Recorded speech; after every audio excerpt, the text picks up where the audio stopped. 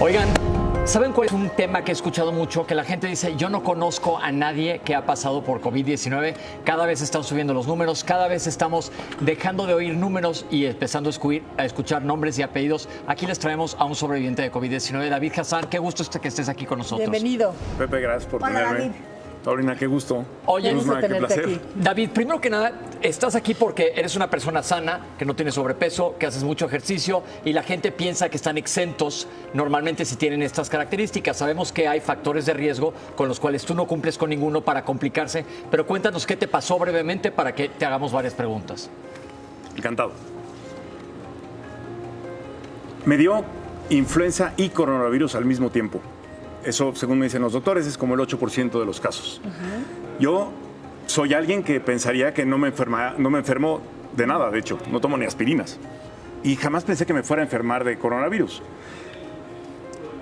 Cuando me dieron el diagnóstico, sí fue un shock, porque, como dices, me considero una persona sana, que hago ejercicio, que estoy balanceado.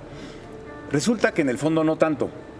Resulta que uno de los factores para que el sistema inmune esté elevado es que tu nivel de estrés esté bien.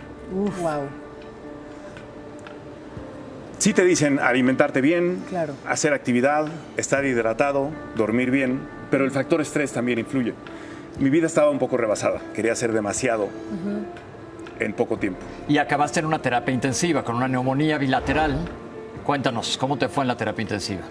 El día que estaba en terapia intermedia, y cuando mis niveles de sangre de alguno de los factores empezó a subir, me dijeron, este pronóstico se ve mucho más mal de lo que tú pensarías. Te vamos a pasar a terapia intensiva, donde había ya otra doctora, están los intensivistas, hay otra doctora que se llama Claudia, lista para entubarme. Y cuando me habló mi doctora Raquel Mendoza a decirme, ¿no vas bien? Fue, ok, la muerte está cerca, porque la probabilidad de que no salgas, sin importar que te sientas sano. Oye, David, yo me quisiera regresar un poquitito. ¿Cuáles eran tus síntomas? Porque todo el mundo tiene síntomas distintos. Es más, hay personas que no tienen ni síntomas. ¿Y tienes claro dónde lo pescaste? Los síntomas que tuve, primero fue garganta seca, después me dolió la cabeza y ese día en la noche tuve temperatura. Y inmediatamente le hablé a un doctor internista, me dijo que no me preocupara mucho, que seguramente era influenza. Le ¿Estabas dije, aquí en México, perdón? estaba en San Miguel de Allende Ok. y tomé mi coche y me vine a México sin ninguno de mis amigos en el coche por Por precaución. pura precaución. Lo sentías. Dije, no vaya a Intuías. ser. Claro. Y mi intensivista me dijo, no, hombre, debe ser influenza. ¿No? Dije, oye, se me duermen los dedos de las manos. Y me dice, ha de ser los nervios. Mi hermana me recomendó con un infectólogo, una infectóloga que es Raquel.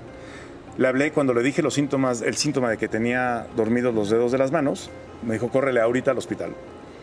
Me sacaron una placa de tórax y me checaron con el oxímetro que te mide el porcentaje de oxigenación. Y ahí estaba bajado de 90. No me dejaron salir del hospital. Déjame decirles que tú tienes que tener arriba de 90, tirándole arriba de 95 para tener una saturación de oxígeno normal. Si estás abajo de 90 es peligroso.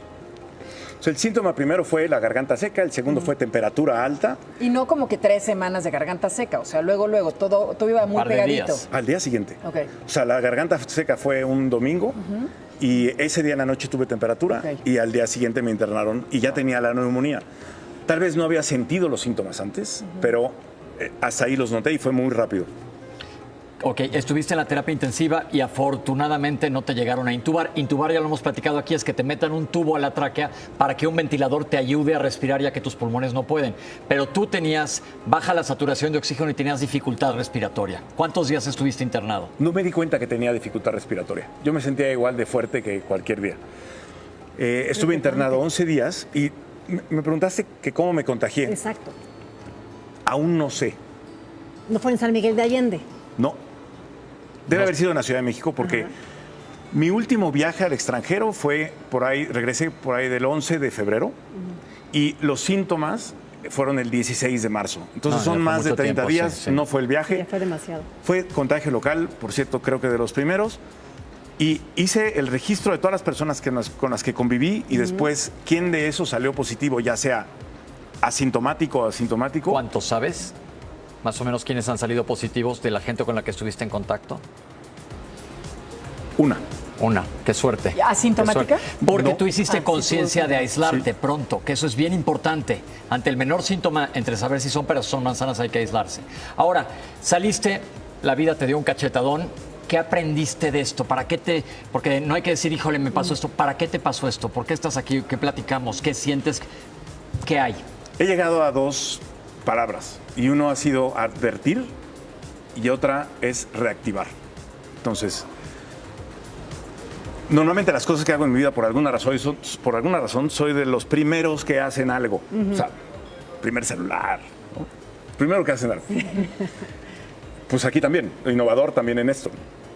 Y me di cuenta que mi vida estaba un poco enajenada, que había que cambiar seguramente si quería tener una vida más armónica. Y me advertí que había que estar vivo.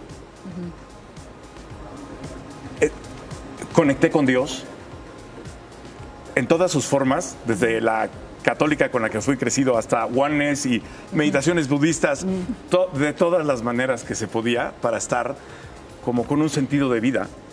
Y me di cuenta que si salía vivo de esa, tenía que ayudar saliendo. Y esa ayuda saliendo fue dos cosas. Una es poder comunicar los riesgos que tiene y si hay algunas guías, y luego reactivar economía. Digo, dentro de lo que cabe, dentro de lo que nosotros, yo Podemos y hacer, como claro. empresa podemos hacer. Entonces, lo que hemos estado haciendo es poner a ejecutivos de call center a que trabajen desde casa en vez de que vayan a un call center. Y de 4 que teníamos cuando me enfermé, hoy hay 1000.